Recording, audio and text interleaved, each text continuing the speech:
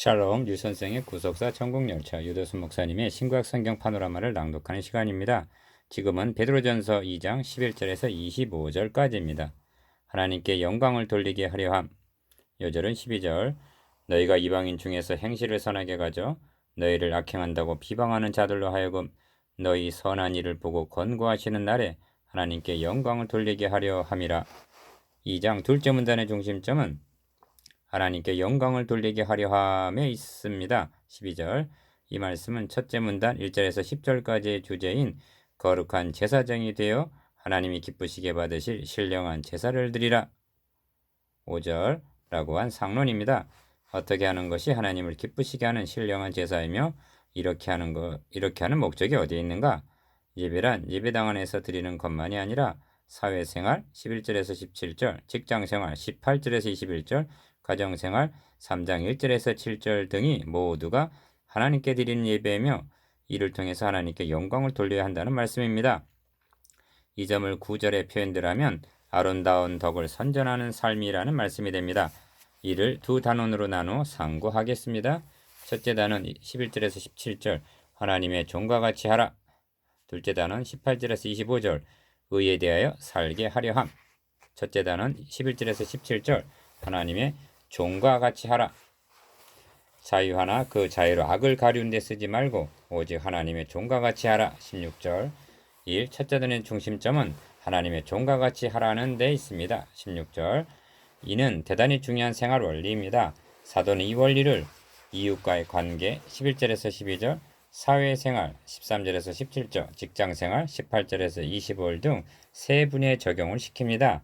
먼저 이웃과의 관계성입니다. 기억, 사랑하는 자들아 나그네와 행인 같은 너희를 권하노니 영혼을 거스려 싸우는 육체의 정욕을 제어하라 합니다. 11절 왜냐하면 니은 너희가 이방인 중에서 행실을 선하게 가져 너희를 악행한다고 비방하는 자들로 하여금 너희 선한 행실을 보고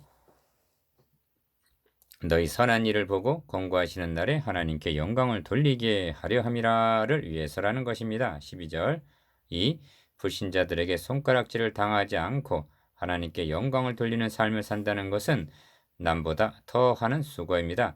마태복음 5장 47절 이를 알기에 사랑하는 자들아 하는 11절 상반절 지극히 위로하는 말로 부르고 있습니다. 이렇게 산다는 것은 육체의 정욕을 제어하는 즉 세상 사람들이 사는 방법과는 다르게 살아야 한다는 것입니다.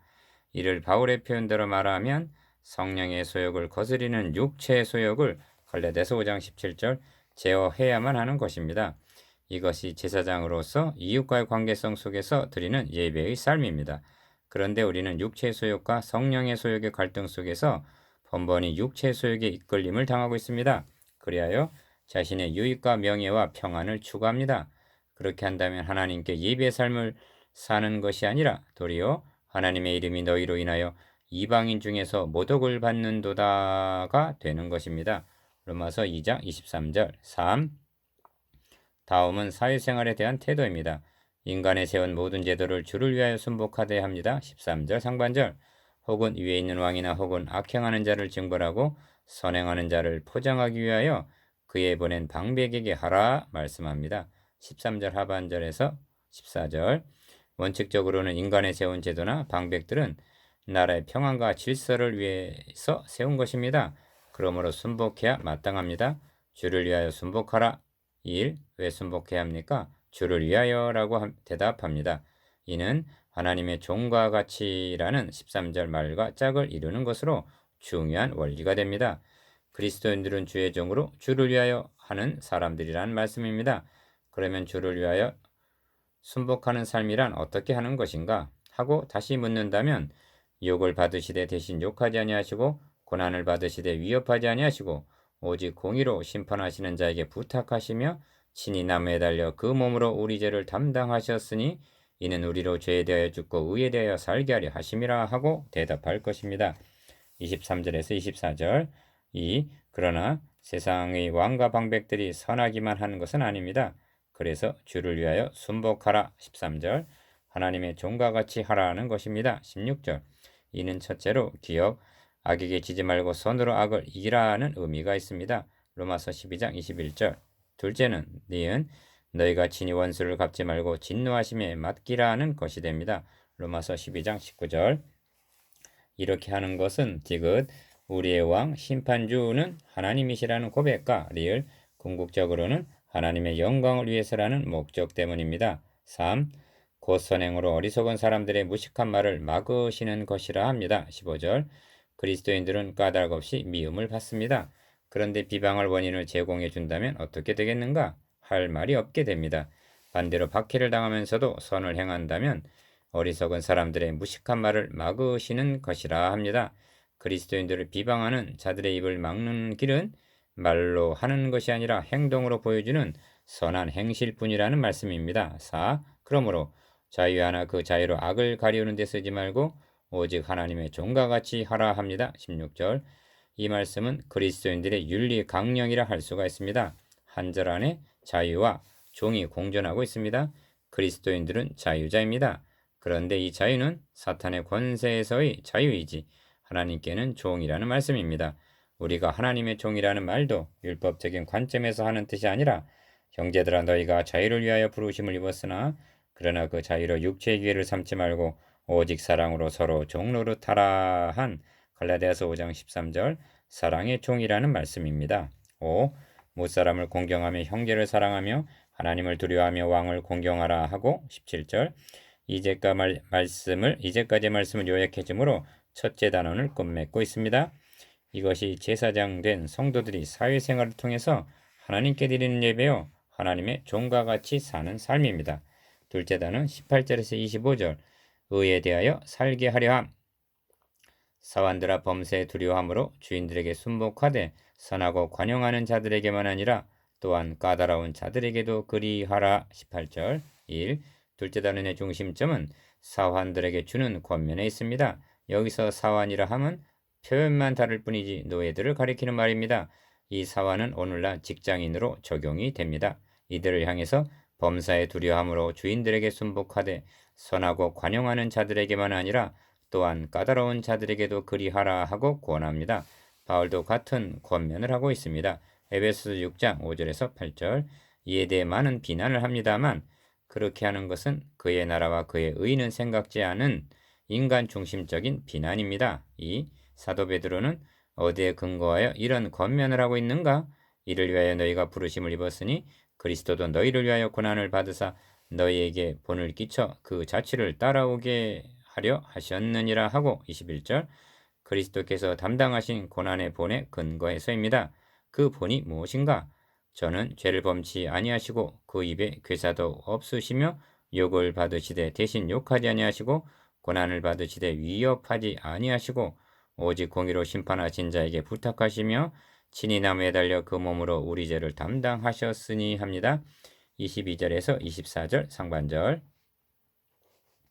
3. 어찌하여 사환들이 관용하는 자들에게만 아니라 또한 까다로운 자들에게도 순복해야 하는가? 기억 너희 선한 일을 보고 권고하시는 날에 하나님께 영광을 돌리게 하려 함에서입니다. 12절 하반절 이렇게 하는 것이 몸으로 산 제사를 드리는 것이요 아름다운 덕을 선전하는 9절 하반절 일이기 때문입니다.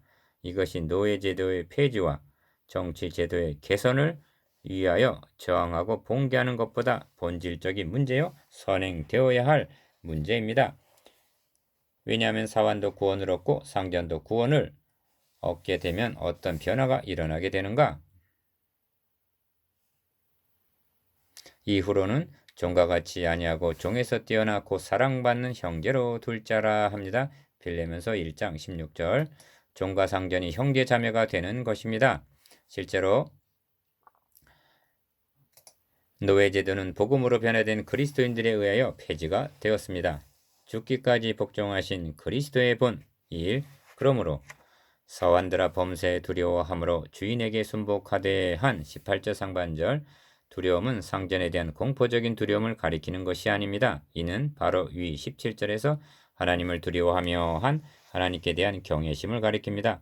사도 바울도 종들아 두려워 말고 떨며 성실한 마음으로 육체의 상전에게 순종하기를 그리스도께 하듯 하라 합니다. 에베소서 6장 5절 무슨 뜻인가? 자신들이 잘못하여 하나님 아버지께 욕을 돌리게 될까 보아 두려워하라는 말씀입니다. 이것이 제사장 된 우리가 드려야 하는 신령한 제사입니다. 이것이 아름다운 덕을 선전하는 삶입니다. 그리고 하나님께 영광을 돌리는 것입니다. 다시 한번 12절을 음미해 보시기 바랍니다. 너희가 이방인 중에서 행실을 선하게 가져 너희를 악행한다고 비방하는 자들로 하여금 너희 선한 일을 보고 권고하시는 날에 하나님께 영광을 돌리게 하려 함이라 합니다. 복음을 비방하는 자들에게도 권고하시는 날이 주어집니다.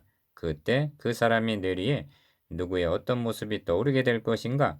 예매의 고난을 받아도 하나님을 생각함으로 슬픔을 참은 19절 어떤 그리스도인의 선한 행실이 떠오른다면 그는 하나님께 영광을 돌리게 될 것이지만 만일 죄를 범하고 매를 맞은 20절 악행한 일을 생각하게 된다면 도리어 강팍하게 되어 그 영혼은 영영 돌아오지 않게 될 것입니다.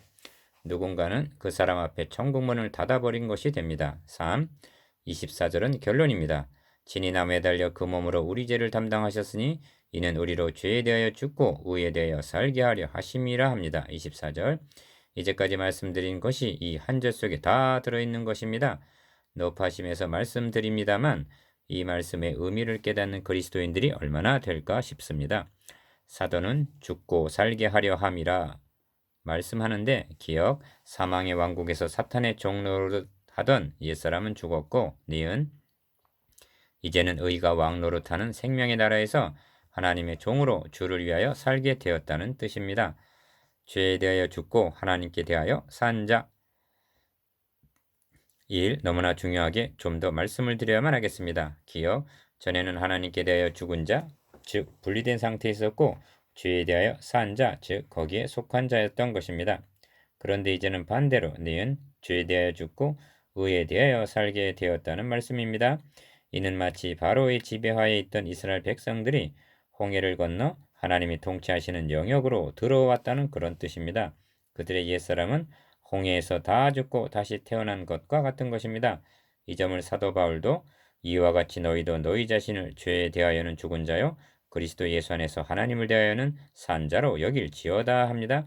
로마서 6장 11절 이는 복음을 통하여 깨닫게 되는 엄청난 각성입니다.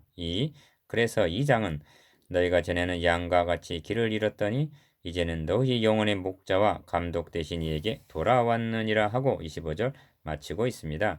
여기서는 전과 이제가 대조되어 있습니다. 전에는 사탄을 따라갔던 자들, 그리하여 잃어버렸던 자들이 이제는 돌아왔느니라 합니다. 25절 하반절 이 말씀을 너에게 본을 끼쳐 그 자취를 따라오게 하셨느니라 한 21절 하반절 말씀과 결부시켜 생각해 보시기 바랍니다. 어떻게 하시겠습니까? 목자와 감독 되시는 그리스도의 자취를 따르시겠습니까? 그리하여 하나님께 영광을 돌리는 신령한 제사를 드리는 제사장의 삶을 살아가시겠습니까? 아니면 다시 홍해를 건너 애굽으로 돌아가시겠습니까? 3. 묵상해 보겠습니다. 기억, 이웃과 사회생활에서 드려야 할 신령한 제사에 대해서 니은 직장에서 드려야 할 신령한 제사에 대해서 디귿 선한 행실의 동기와 목적이 어디에 있는가에 대해서